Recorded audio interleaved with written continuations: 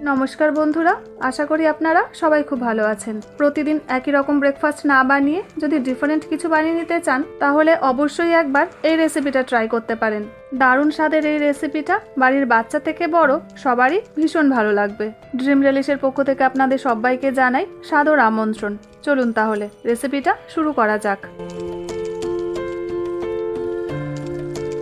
एखाने आमी 300 ग्राम आटा निয়েছি, তবে এখানে আটার বদলে ময়দা দিয়েও আপনারা রেসিপিটা বানিয়ে নিতে পারেন। এবারে এই আটাটা মেখে নেওয়ার জন্য মাঝখানটা প্রথমে একটু ফাঁকা করে নিলাম। আর আটাটা মেখে নেওয়ার জন্য প্রথমেই দিয়ে দিচ্ছি 3 চামচ টক দই, অল্প করে একটু লবণ, হাফ চামচ চিনি, হাফ চামচ বেকিং পাউডার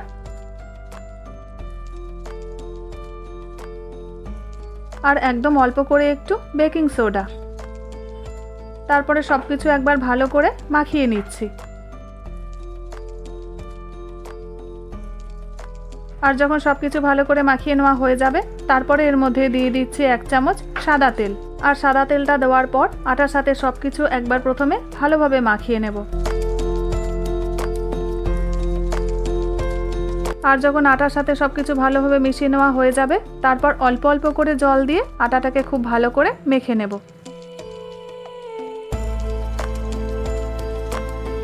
আর প্রথমে কিন্তু আটাটাকে এরকম নরম করেই মাখতে হবে। তারপর অল্প করে একটু সাদা তেল দিয়ে আরও একবার আটাটা খুব ভালোভাবে মেখে নেব। আর এইভাবে আটাটাকে মেখে প্রায় 30 মিনিটের জন্য এবার চাপা দিয়ে রেখে দিচ্ছি।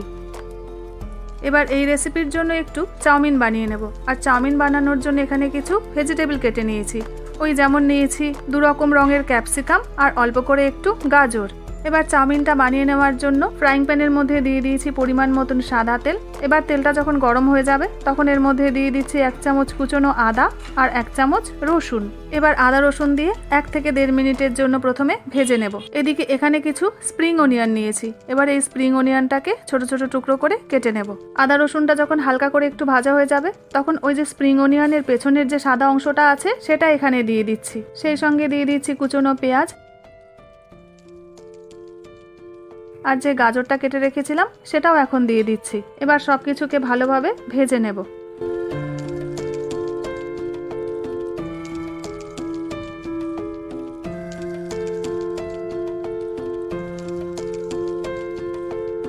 4 থেকে 5 মিনিট ভাজার পর যখন গাজর পেঁয়াজ সবকিছু ভালোভাবে নরম হয়ে আসবে তখন এর মধ্যে দিয়ে দিচ্ছি কেটে রাখা ক্যাপসিকাম আর কিছুটা বাঁধাকপি। এবার এর মধ্যে দিয়ে দিচ্ছি স্বাদ মতন লবণ আর 1 চামচ গোলমরিচ। তারপরে সবকিছুর সাথে ভালোভাবে মিশিয়ে নেব। 3 থেকে 4 মিনিট ধরে সবকিছু ভাজা ভাজা করে নেওয়ার পর এবার এর মধ্যে দিয়ে দিচ্ছি সেদ্ধ করে রাখা চাউমিন। আর চাউমিনটা দেওয়ার পর এবারে ওপর থেকে দিয়ে দিচ্ছি 1 চামচ সয়া সস, 2 থেকে 3 চামচ মতন টমেটো কেচাপ, 1 চামচ ভিনিগার আর দিয়ে দিচ্ছি 2 চামচ শেজওয়ান সস। তবে এখানে আপনারা শেজওয়ান সসের পরিবর্তে রেড চিলি সসও ব্যবহার করতে পারেন। আর সমস্ত রকম সস দেওয়ার পর এবারে চাউমিনের সাথে সবকিছু ভালোভাবে মিশিয়ে নেব।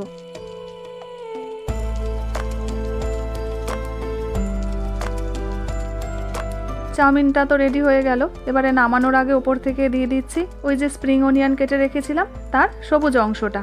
ব্যাস, চাউমিনটা রেডি হয়ে গেছে। এবারে চাউমিনটা একটা পাত্রের মধ্যে রেখে দিচ্ছি, এটা আমার পরে কাজে লাগবে। এবার ওদিকে যে আটাটা মেখে রেখেছিলাম এবারে সেখান থেকে ছোট ছোট লেচি কেটে নিচ্ছি। ওই যে যেমন আমরা লুচি বানাই তার থেকে একটু বড় সাইজের লেচিগুলো করে নিয়েছি।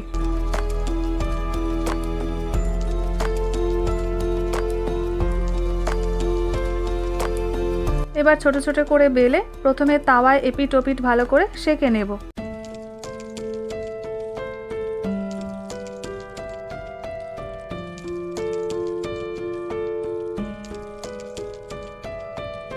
এরপর দুটো সাইডে যখন ভালো করে সেঁকা হয়ে যাবে তখন অল্প করে একটু বাটার দিয়ে আরও একবার রুটিটাকে ভেজে নেব।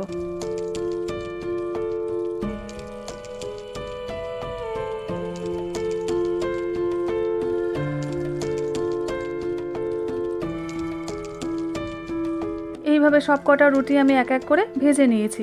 এবারে তাহলে চলুন ফাইনাল স্টেপের দিকে যাই। প্রথমে একটা করে রুটি নিয়ে মাঝখানটা এইভাবে ফাঁকা করে নেব। তারপর যে চাউমিনটা বানিয়েছিলাম সেখান থেকে নিয়ে এই রুটির মধ্যে ভরে দেব।